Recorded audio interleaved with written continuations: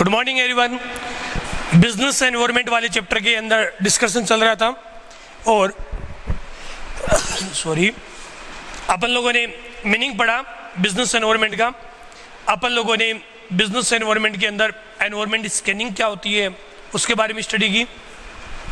अपन लोगों ने इसके कैरेक्टरिस्टिक्स, फीचर्स क्या होते हैं, मेजर नेचर क्या होगा, उनके बारे में स्टडी की। अब अपन बात करें इम्पोर्टेंस ऑफ बिजनेस एनवायरनमेंट, कि ये एनवायरनमेंट अपन लोग स्टडी करते हैं, एनवायरनमेंट स्कैनिंग करते हैं, अपन ये देखते हैं कि बिजनेस में क्या क्या इन्फ्लुएंसेस हो सकता है और कौन कौन से ऐसे मेजर फैक्टर्स हैं जो अपने बिजनेस को इन्फ्लुएंस करेंगे, अपने बिजनेस के जो कंसेप्ट है उनको चेंज कर सकता है, या अपने बिजनेस में उन फैक्टर्स की वजह से अपन को चेंज करने की जरूरत है। उनकी स्टडी करने का क्या बेनिफिट होगा, क्या इंपॉर्टेंस होगा, इसके बारे में डिस्कशन कर रहे हैं। इसमें फर्स्ट दिया फर्स्ट मूवर एडवांटेज। देखो एनवायरनमेंट स्कैनिंग की बात की, पहले मीनिंग बताया था एनवायरनमेंट का मतलब all those factors and forces including the business environment that influence directly to the business and that is out of the control of the business। business के कंट्रोल से बाहर है, उनको अपन business environment में इंक्लूड करते हैं। सिंपल सा meaning बताया था। उसके बाद स्कैनिंग के बात की कि उनको प्रॉपर वे में एनालिसिस करना, उन फैक्टर्स को, उन फोर्सेज को, और समझना कि मेजर कौन कौन से फैक्टर्स है जो बिजनेस के एनवायरनमेंट को चेंज कर रहे हैं, उनकी प्रॉपर स्टडी करना। उसके अकॉर्डिंग अपन लोगों ने डिस्कशन किया। मैंने कहा कि यदि अपन लोगों ने वो सारी स्टडी कर ली, अब उसका बेनिफिट क्या होगा, क्या मेजर अपन लोगों को उसका इफेक्ट, इंपॉर्टेंस क्या होगी और कैसे अपन लोग उसका बेनिफिट ले सकते हैं। उसके according enable the firm to identify opportunities and getting first mover advantage. Enable the firm to identify opportunities, firm को यदि प्रॉपर वे में स्टडी करेगा, एनालिसिस करेगा, तो उसकी अपॉर्चुनिटीज क्या क्या बनेगी उसको अच्छे से समझ सकता है और उसके अकॉर्डिंग फर्स्ट मूवर एडवांटेज, सबसे पहले मूव कर सकता है, एडवांटेज ले सकता है। जैसे मारुति कंपनी ने सबसे पहले एनालिसिस किया था कि स्मॉल कार की रिक्वायरमेंट है। पहले कार्स वगैरह आती थी और बसेस वगैरह भी थी, जो गाड़ियाँ वगैरह बनी हुई थी, उसके अंदर अपन कहते हैं लग्जरी गाड़ियाँ जो थी उसके अकॉर्डिंग थी। लेकिन मारुति कंपनी ने देखा कि मिडिल क्लास फैमिली ज़्यादा है मार्केट के अंदर और उनको भी बाइक पर 3-4 जने चल रहे हैं, उससे अच्छा अपन लोग कार प्रोवाइड करवाए। नैनो कंपनी ने देखा टाटा की, जब रतन टाटा की बात करें, उन्होंने अपना स्टेटमेंट दिया था कि मैं कहीं जा रहा था, गाड़ी में बैठा था, मैंने देखा मेरे पास से एक बाइक पर एक फैमिली जा रही है जिसमें उसका हस्बैंड है, वाइफ है, उसके 2 बच्चे हैं, बारिश हो रही है, भीग रहे हैं, वो एक दूसरे को कोशिश करें कि बारिश से बचाया जाए। अब उन्होंने ये सोचा कि ऐसा क्यों नहीं हो सकता कि बाइक से थोड़ी सी कॉस्ट ज़्यादा हो और उसके बाद में एक अपन लोग कार प्रोवाइड करवा दें। ये चीज़ उन्होंने देखी और उसी की बेसिस पे उन्होंने नैनो कार लॉन्च की थी, टाटा कंपनी की आई थी, आप लोगों ने देखा है। तो ये जो नैनो कार लॉन्च हुई थी उसकी कॉस्ट इसी के अकॉर्डिंग रखी गई कि अपन लोग बाइक की कॉस्ट पर कार अवेलेबल हो जो एक सिटी में एक जगह से दूसरी जगह जा सके। वो लॉन्ग ड्राइव के लिए नहीं बनी, उसका बस मेन पर्पज़ ये था जहाँ पर बाइक रन कर सकती है वहाँ पर अपन लोग कार को कैसे रन करवाए, उसी को अपन लोगों ने, रतन टाटा ने इस कंसेप्ट के अंदर लेकर आए। अब सबसे पहले जो कंसेप्ट आया ये रतन टाटा ने जो लॉन्च की थी उसके अकॉर्डिंग उन्होंने देखा था कि कॉस्ट के अकॉर्डिंग।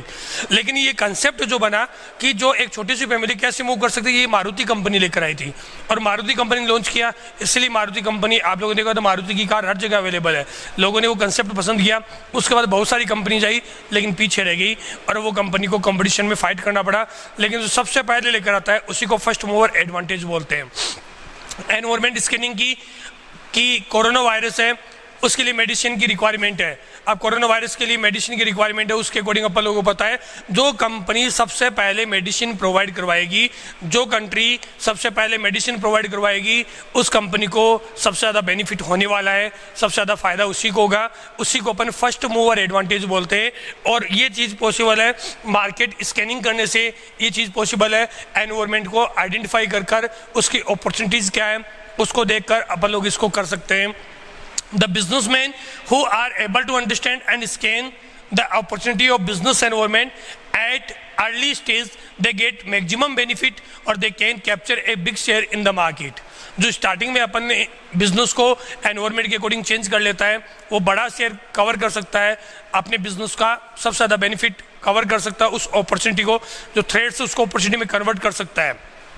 मोदी जी ने जब लास्ट टाइम स्पीच हुआ था, आप लोगों ने सुना भी होगा, उन्होंने कहा था, 2-3 स्पीच पहले की बात कर रहा हूँ, लास्ट स्पीच नहीं है, तो उन्होंने बताया भी था आप लोगों को कि आत्मनिर्भर भारत बनाने की बात है। उन्होंने कहा था कि ये अपन लोगों पे डिपेंड करता है कि इस प्रॉब्लम को अपन कैसे अपॉर्चुनिटीज में चेंज करें। उन्होंने कहा था लोकल को वोकल बनाने की बात कही। ये क्यों हुआ? उनको पता है कि इस टाइम पर सबसे ज़्यादा यदि मार्केट की बात करते हैं, सबसे बड़ा मार्केट इंडिया है। मतलब बाहर की कंपनी इंडिया के अंदर प्रोडक्ट सेल करके जा रही है और इंडिया की जो प्रोडक्ट है अपन उसको इग्नोर कर रहे हैं। उन्होंने कहा कि अपन लोगों को सबसे पहले अपने मार्केट के अकॉर्डिंग अपने जो प्रोडक्ट है उनको परचेज करना चाहिए। अपने प्रोडक्ट को परचेज करेंगे, उनकी डिमांड इंक्रीज होगी और जिसकी डिमांड इंक्रीज होगी सेल इंक्रीज होगी और सेल सबसे ज़्यादा होगी, वही मार्केट में सबसे ज़्यादा शेयर कवर करेगा। अपनी जो सबसे बड़ी कमी थी पॉपुलेशन, उसको उन्होंने अपॉर्चुनिटी बना दी, उसको उसने एडवांटेज बना दी मार्केट के लिए। आज दूसरी कंपनी अपनी दूसरी कंट्री इंडिया से अच्छे रिलेशन इसलिए रखना चाहती है क्योंकि सबसे बड़ा मार्केट इंडिया है। इंडिया के अंदर यदि कोई प्रोडक्ट लॉन्च होता है और उस प्रोडक्ट को अपन लोग पसंद करेंगे, अपन लोग उस प्रोडक्ट की डिमांड करेंगे, ऑटोमेटिकली उस प्रोडक्ट की ग्रोथ होगी और वो प्रोडक्ट टॉप पे जाएगा। इसी को बोलते हैं कि अपॉर्चुनिटी में अपनी जो प्रॉब्लम्स है उसको कैसे कन्वर्ट करें, कैसे चेंज करें और इसका बेनिफिट कैसे लिया जा सकता है। कभी कभी बोलते हैं कि श्राप है वो आशीर्वाद बन के निकलता है। ये प्रॉब्लम अपन लोगों के लिए, यदि अपन लोगों ने लोकल प्रोडक्ट को ज़्यादा अपन लोगों ने इम्पोर्टेंस दी तो local product local market develop करेगा और ओवरऑल अपना बिजनेस अपनी कंट्री ग्रो करेगी।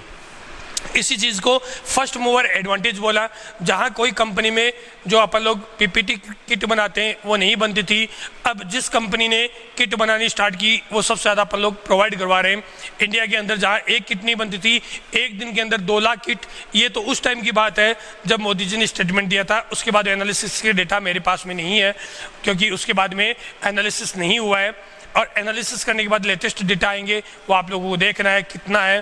कि उस टाइम पर उन्होंने जब स्टेटमेंट दिया था, स्पीच दिया था, उसमें बताया था 2 लाख किट पर डे बन रही है, जहाँ जीरो थी, कोई स्कोप नहीं था।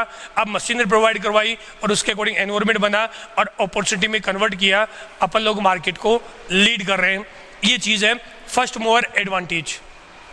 सेकेंड है कि बिजनेस एनवायरनमेंट अपन लोग स्कैनिंग करते हैं, एनवायरनमेंट को समझते हैं तो उसका बेनिफिट क्या होता है? Threats and early warning signal helps the firm to identify the threats and early warning signal. Warning signal का मतलब है कि अपन लोगों को पहले से ही पता लग जाता है कि अपन लोगों को यदि एनवायरनमेंट की स्कैनिंग की है तो अपन लोगों को बिजनेस में क्या क्या चेंजेस करने की जरूरत है।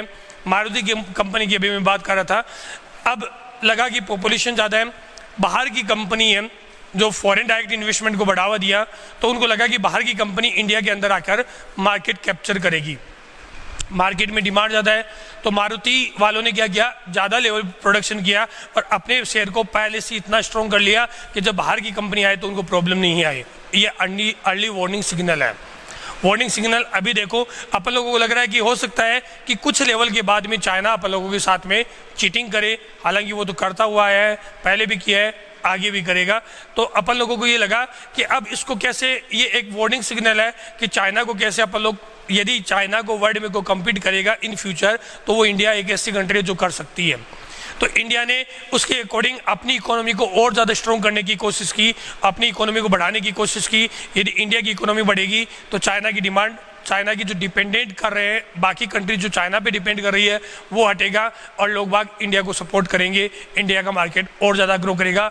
इसीलिए मैं आपको कहता हूँ अब आपको चेंज करना है अपने थॉट्स के अकॉर्डिंग।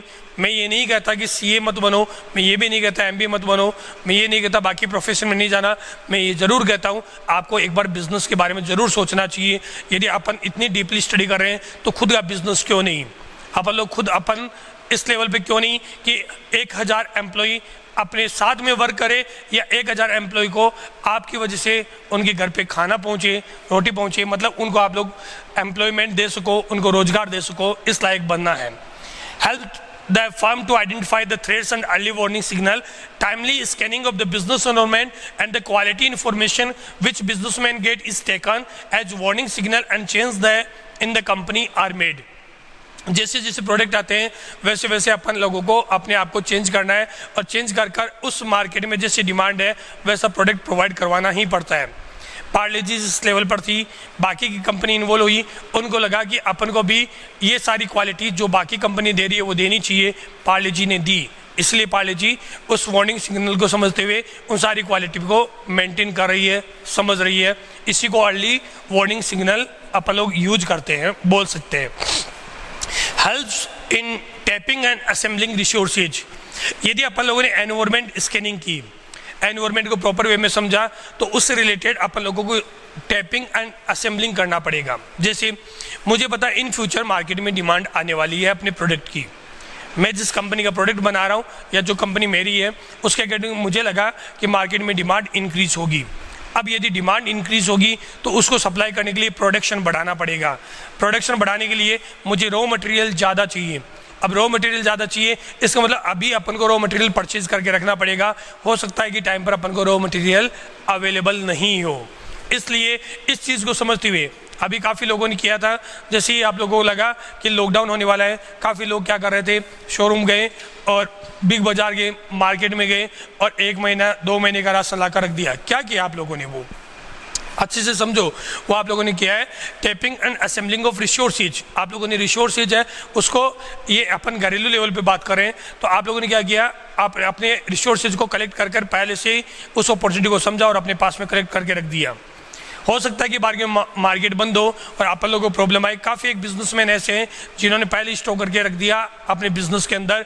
जैसे मार्केट लॉकडाउन हुआ उसके बाद वो धीरे धीरे, जो एक आधी मार्केट तो प्रॉपर बंद हो चुका था, गली मोहल्ले की दुकानें वो ज़रूर सप्लाई कर रही थी, तो उसके अकॉर्डिंग उन्होंने बेनिफिट उसका लिया था। आप लोगों ने देखा भी होगा इसके अंदर कोई टोबैको प्रोडक्ट्स वगैरह है उसमें ब्लैक मार्केटिंग हुई थी, वो भी एक तरीके से अपन कह सकते हैं कि उन्होंने उससे रिलेटेड रिसोर्सेज कलेक्ट करके फिर उसका बेनिफिट लिया था। तो वो चीज़ मैं नहीं कहता कि वो राइट है। आप लोगों को इस तरीके से देखना है कि अपन लोगों को क्या क्या रिसोर्सेज चाहिए। यदि डिमांड इंक्रीज होने वाली है तो प्रोडक्ट के लिए अपन को रॉ मटेरियल चाहिए, और रॉ मटेरियल अपन को कलेक्ट करने के लिए सबसे पहले एनवायरमेंट की स्कैनिंग करनी पड़ेगी कि एनवायरमेंट के अकॉर्डिंग डिमांड इंक्रीज होगी कि डिक्रीज होगी, उसी को इसके अंदर इंक्लूड किया। Businessman have to supply the goods to market according to the demand in the market. To supply output, they need input raw material and extra. They acquire raw material and other resources, keeping in mind the output demand in the environment. Output demand, यदि market में demand ही नहीं आने वाली है तो resources का collect कर क्या करेंगे। मुझे यदि ये लगा कि लॉकडाउन होने वाला है, आप स्कूल नहीं आ पाओगे, तो ये रिसोर्सेज, ये जो आप लोगों को स्टूडियो तैयार करवा के स्कूल वालों ने प्रोवाइड करवाया ताकि अपन लोग ये चीज़ कर सकें, तो इसको अपन लोग कहते हैं tapping and assembling the resources related to the demand and environment of the business. If the environment से that the demand will be increase, then we have to increase our raw material, so we have to collect the input resources to provide the output product. Next one is help to adjust and adapt with the rapid changes. According to the environment changes, we have to change in ourselves and in our organization policy and resources also. इसमें ये benefit देता है कि जो continuous change हो रहा है उसके अकॉर्डिंग बिजनेस को कैसे चेंज करना है। Businessman make change in their internal environment also to match the external environment, so environment scanning help in coping with the rapid changes. इस ड्यूरेशन के अकॉर्डिंग आप लोगों ने देखा है कि स्कूल्स वगैरह, कुछ एक स्कूल वगैरह प्रोवाइड करवा रही हैं ऑनलाइन क्लासेज, कुछ एक स्कूल है वो उस लेवल की प्रोवाइड नहीं करवा पा रही है जिस क्वालिटी के अंदर डिमांड है, कुछ एक इससे जो अपन प्रोवाइड करवा इससे बेटर भी प्रोवाइड करवा रही है।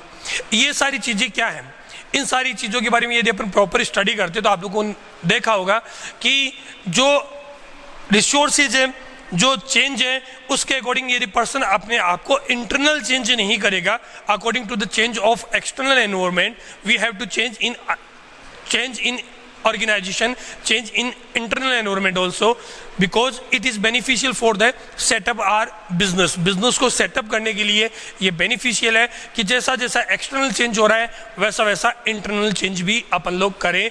इसको समझने के लिए भी एनवायरमेंट स्कैनिंग ज़रूरत है, एनवायरमेंट को समझने की ज़रूरत है, वो अपन लोगों ने बात की।